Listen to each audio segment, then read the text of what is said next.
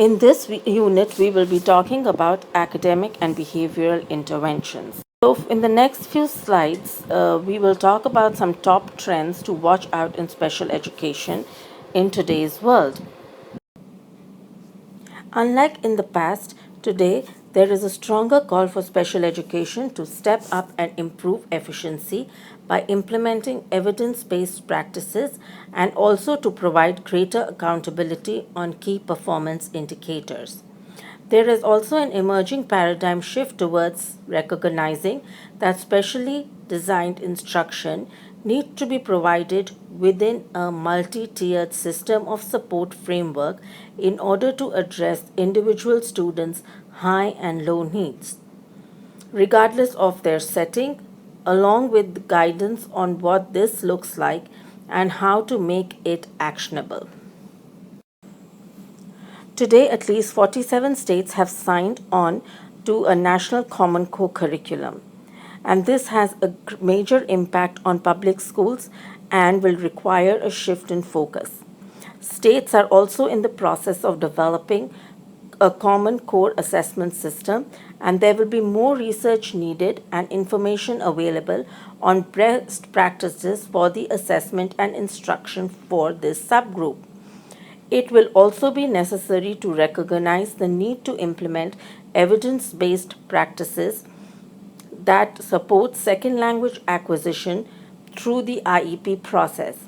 There will be greater scrutiny on districts that disproportionately over identify ELL students as students with disabilities and a call for action to improve overall academic gains and outcomes for these students who are also English language learners. In addition, there will be a stronger focus on professional development for all stakeholders that is focused on developing standard based IEPs with measurable objectives that are aligned to the Common Core and address evidence based practices and interventions for students with IEPs while monitoring and documenting measured student progress with resources that are available. In addition, special education teachers will have to have greater need for exposure and training in these areas during pre-service and after employment in order to be confident facilitators of personalized learning that integrates technology into the instruction of the students on their caseloads. And therefore, we find that technology continues to transform special education classroom instruction by enhancing individual learning opportunities and enabling greater flexibility. And so, once again, the teachers have to be trained and they must be confident facilitators to enable their students to learn and be successful. In addition, it will be important to teach both teachers and students how to code because it is becoming a necessity for all students, including students with disabilities. This is following a standard course of study to remain competitive after graduation in this world where knowledge of computer science is critically essential. Even elementary school students are beginning to be instructed in the use of available coding software to make original pieces so that this skill becomes second nature to them. Students and teachers are delving into this experience through various websites, one very important one being code.org, that is code.org. In addition, schools and community based organizations that serve students with disabilities after they graduate from schools is becoming very, very important.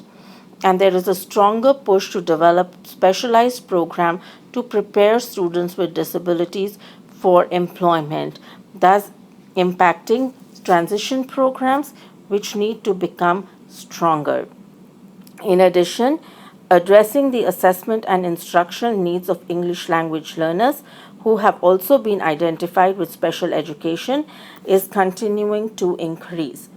Therefore, all pre-service teachers or other professionals working with students with disabilities who are also English language learners must be aware of the whole diversity piece in terms of how to help students from diverse backgrounds become successful. Some other issues that have come to the forefront are creating a school climate that is safe for students. Most of the schools in United States are becoming victims of cyberbullying and bullying in general, and therefore there is a big push to make our schools safe and provide a secure climate to their students. In addition, a lot of attention is being paid to students who are at risk of being identified with a disability. The Congress and the Office of Civil Rights have increased their focus on eligibility under Section 504. The ADA amendments of 2009 have strengthened the definition of an individual with a disability. It has increased major life activities and lessened the impact of mitigating measures. The whole response to intervention is now addressing the needs of students who are at risk, and each state has their own version. That thus it is very, very important for professionals working in schools to be familiar with the whole response to intervention model in order to make it successful. In addition, mental health is an issue that has been targeted. While we do a fairly good job in addressing the needs of students with physical and healthcare needs, there is a lot more stigma that is attached to individuals with mental health issues, and there is therefore a growing number of students with mental health problems who need services. So, therefore, there will be a huge push in the special ed movement or in the general ed movement to help students who are suffering from mental health issues.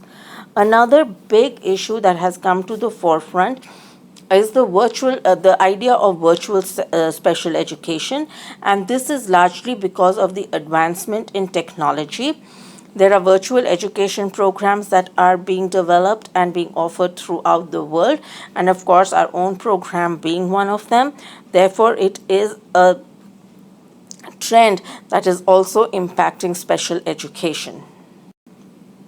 However, when the issue of virtual special education comes to the forefront, we have to remember that IDEA was last authorized in 2004, which is almost 8 years ago, and virtual special education was not an issue then. However, the current regulations, even though they're silent on this issue, we have to make sure that our students are prepared to function in a society that is moving more towards technology. And advancements in technology have outpaced the IDEA regulations, and therefore a number of school programs are popping up all over the country, and therefore it is our responsibility as professionals to ensure that our students who have been identified with a disability or who are at risk of being identified with a disability are learning about technology and are able to use it fluently and flexibly as and when required. However, there are a number of questions that come up when we think about IDA and virtual educations. We would have to figure out how would the IEP team function, how would the children be evaluated, who would monitor their progress, how would we determine what the least restrictive environment would be to work in. And we would also have to think about related services, and though not often talked about but very, very crucial, who would pay for the technology, and also what would be the role of the parents. We all know IDEA 2004 put a lot of emphasis on parent participation, and therefore if we are thinking about virtual education, then what would the role of parents be? Because now the student is being educated virtually. Is it something that we should think of going forward with, or is it something that we should be cautious about? How would we provide the students with the training to be successful. And in fact, not just the students, what about the teachers who would be working with them? However, whatever said and done, there is a place for virtual education in special education, especially for students with severe health issues, students who have extreme behavior issues, and students in rural and frontier areas. The whole virtual special education piece would be able to include all of these students to help them become successful individuals.